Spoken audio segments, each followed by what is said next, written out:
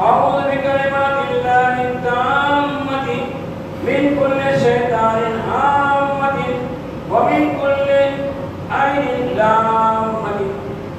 بولے گا کریں انشاءاللہ. اب میں حضرت مولانا سلمان صاحب سے گزارش کروں گا کہ مولانا میں تھوڑا آپ میں تھوڑا بہت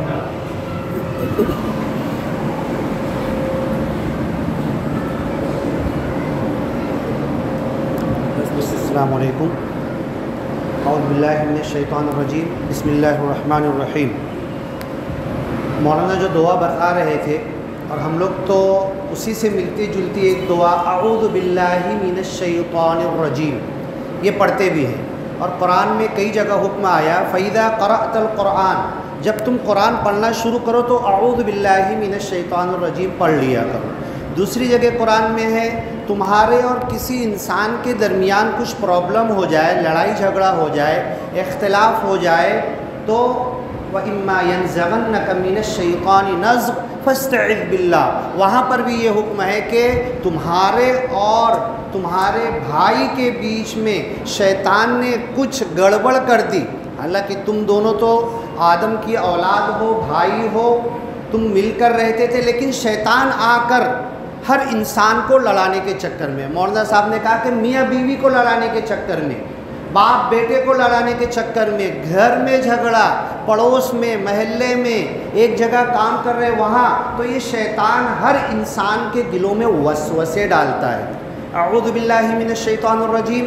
اے اللہ تیری پناہ میں آنا چاہتا ہوں مردود شیطان کے بہکاوے, وسوسے, خناس, برائی سے بچنے کے لیے. قرآن پڑھنا شروع کرو تو پڑھو, اور تمہارے بھائی کے بیچ میں کوئی اختلاف ہو جائے تو فوراً پڑھو اعوذ باللہ اور شیطان کو وہاں سے ہٹا دو, بہکا دو. سعودی عرب مکہ مدینہ میں آپ کو پتہ ہے بہترین کار چلتی ہے, بڑے بڑے پیسے والے ہیں.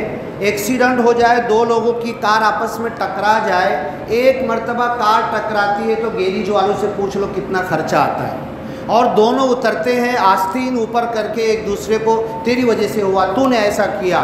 دونوں میں سے ایک پہل کرتا ہے صلی علی النبی, اللہ کے رسول صلی اللہ علیہ وسلم پر درود پڑھو. جیسے ہی ایک انسان دونوں جھگڑنے والوں میں سے کہتا ہے, دونوں کا غصہ ختم, دونوں ہاتھ ملاتے ہیں, گلے ملتے ہیں, سلام کرتے ہیں اور اپنی اپنی گاڑی پہ بیٹھ کے رخصت ہو جاتے ہیں. کیا ابھی ہم نے کبھی ایسا کیا؟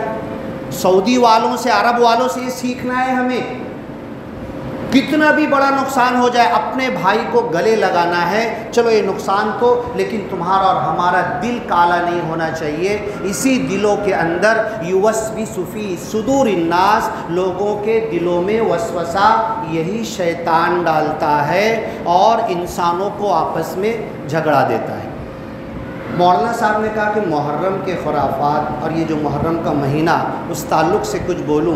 اللہ کے رسول محمد رسول اللہ صلی اللہ علیہ وسلم مکہ سے مدینہ جب ہجرت کر کے آئے تو دیکھا کہ یہودی, عیسائی, وہ لوگ عاشورہ کا روزہ رکھتے تھے. اللہ کے رسول صلی اللہ علیہ وسلم من جانب اللہ نبی رسول ہیں, کیا کیا معلومات اللہ نے اپنے نبی کو نہیں دیا. اپنے نبی کو ہر چیز بتائی جو بتانا تھا امت کے خیر کے لیے. تو آپ نے پوچھا, یہودیوں سے پوچھا, خیر کی بات جہاں سے ملے لے لو, جدھر سے ملے لے لو. الحکمت ضالۃ المؤمن, حکمت, سمجھداری یہ مومن کی گمشدہ چیز ہے. میری چیز گم گئی, کیا گمی؟ حکمت, سمجھداری, جہاں ملے میری ہے, یہودیوں کی نہیں ہے, عیسائیوں کی نہیں ہے, کسی قوم کی نہیں ہے. حکمت کی بات میری ہے, اسلام کی ہے, اللہ کے رسول کی ہے. قرآن کو بھی قرآن میں حکمت کہا گیا, کئی جگہ پر ہے, تو حکمت کی بات لے لو. یہودیوں نے کہا ہمارے نبی موسیٰ پیغمبر علیہ السلام عاشورہ کے دن فرعون کی قوم, فرعون کے ظلم سے نجات پائے, اس خوشی میں ہم روزہ رکھتے ہیں.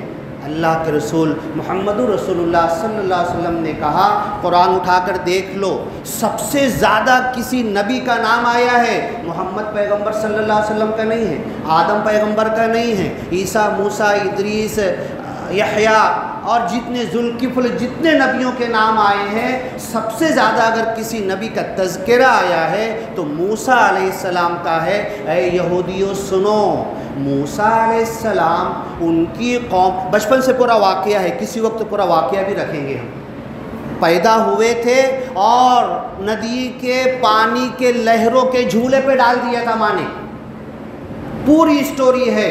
تو موسیٰ پیغمبر سے محبت کے زیادہ حقدار اے یہودیوں سنو ہم ہیں۔ موسیٰ پیغمبر کی پوری سٹوری بچپن سے لے کر بادشاہ کو ڈرانے تک، فرعون کو ظلم سے بچانے کے لیے ایمان میں لانے کی محنت کے بعد آخر وہ نکلا اور دریا میں غرق ہوئے تک اپنی آنکھ کے دونوں کیمرے لگا کر موسیٰ علیہ السلام اور بنی اسرائیل دیکھ رہی تھی۔ دیکھو باتوں سے باتیں نکلتی ہے، ادھر بنی اسرائیل نجات پا کے نکل گئی، نکلنے نہیں دے رہا تھا، جاؤ کہاں جاؤ گے، آگے دریائے نیل ہے، ابھی پکڑتا ہوں تمہیں، فوج لے کر آتا ہوں، ان ہؤلاء لشرذمۃ قلیلون، تھوڑے مٹھی بھر ہو، چونٹی کی طرح مسل دوں گا تمہیں، عقل بازی کے ساتھ کہا۔ موسیٰ علیہ السلام اللہ کے بھروسے نکل گئے، اللہ نے کہا عصا پر مارو اور نکلے، کسی اور وقت تو بتاؤں گا، وہ وہاں سے نکلے، اس پار پہنچے تو ظالم بادشاہ نے کہا تم نکل سکتے ہو تو کہ میں نہیں نکل سکتا۔ حضرت موسیٰ کی قوم گھبرا گئی، ارے مار کے راستہ بند تو کرو، ہم تو یہ پار آ گئے، اگر دشمن بھی آ گئے تو فائدہ کیا۔ حضرت موسیٰ لوگوں کے کہنے کی وجہ سے عصا اور لاٹھی اٹھائے تھے، اللہ نے قرآن میں کہا وَاتْرُكِ الْبَحْرَ رَهْوًا، سمندر کو چھوڑ دو ایسے، تمہارے لاٹھی مارنے سے بظاہر کھلا تھا، ہماری اذن اور اجازت سے کھلا تھا، اللہ کے حکم سے کھلا تھا، عقیدہ خراب مت کرو، تمہارے مارنے سے نہیں کھلا تھا، اللہ کی اجازت سے، تم خالی تماشا دیکھو ہم کرتے کیا ہیں، ایک میں دو کام کرتے ہیں، تم بچ کے نکلے اور اسی میں آنے دو اس مردود کو، بیچ میں لا کر اس کو غرق کیے، اور پورا واقعہ کسی وقت سنیں گے۔ تو اللہ کے رسول نے یہودیوں سے کہا موسیٰ علیہ السلام کی قوم جو نجات پائی تھی اتنے بڑے عذاب سے، اتنی بڑی سزا دنیا کے کسی بادشاہ نے نہیں دیا تھا، لڑکوں کو کاٹ ڈالو لڑکیوں کو چھوڑ دو، اس عذاب سے نجات ملی تو خوشی میں ہم روزہ رکھتے ہیں۔ اللہ کے رسول نے کہا موسیٰ پیغمبر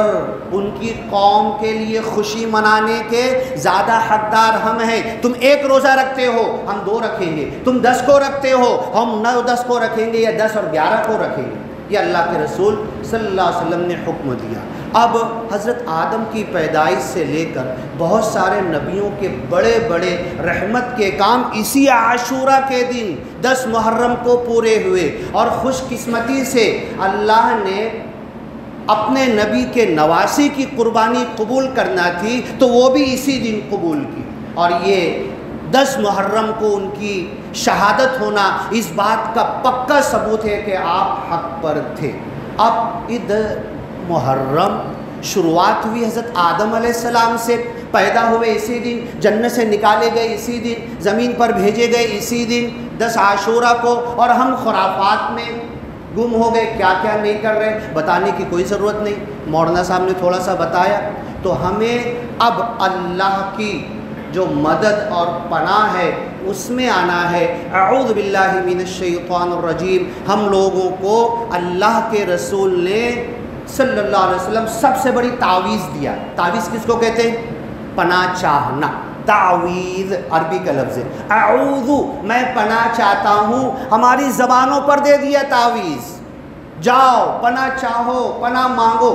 میں خواب دیکھ رہا تھا، رات میں سو رہا تھا، اچانک ڈر کے اٹھ گیا، صحیح حدیث میں موجود ہے، اللہ کے رسول نے کہا فوراً اعوذ باللہ، اور جو حدیث کی دعا لکھی ہوئی ہے وہ بھی اعوذ باللہ من الشیطان الرجیم، اور پڑھ کے دونوں بازو پھونک کر پھر پڑھتے پڑھتے سو جاؤ۔ اتنی بڑی تعویذ، اور شیطان کے وسوسے، خناس، بہکاوے، برائی سے بچنے کے لیے اتنا بڑا اللہ نے ہمیں اپنے نبی کے ذریعے دے دیا، اور حکم دیا کہ جب قرآن پڑھنا شروع کرو تو اعوذ باللہ من الشیطان الرجیم پڑھ لیا کرو۔ جب تمہارا کسی بھائی سے جھگڑا ہو جائے، تمہارا نسل کا دشمن نہیں ہے، جنم کا دشمن نہیں ہے، ایمانی بھائی ہے وہ، بلکہ ایک عام انسان سے بھی تم یہ نظر ڈالو یہ اللہ کا بندہ ہے، اللہ نے اسے پیدا کیا، یہ ضرور ہے کہ اللہ کو بھولا ہوا ہے، مجھے اسے اللہ بھی بتانا ہے، تو تم آپس میں انسانوں سے بھی نفرت مت کرو، آپس میں دل اور گلے ملاؤ۔ تو یہ محرم کا جو میسیج ہے،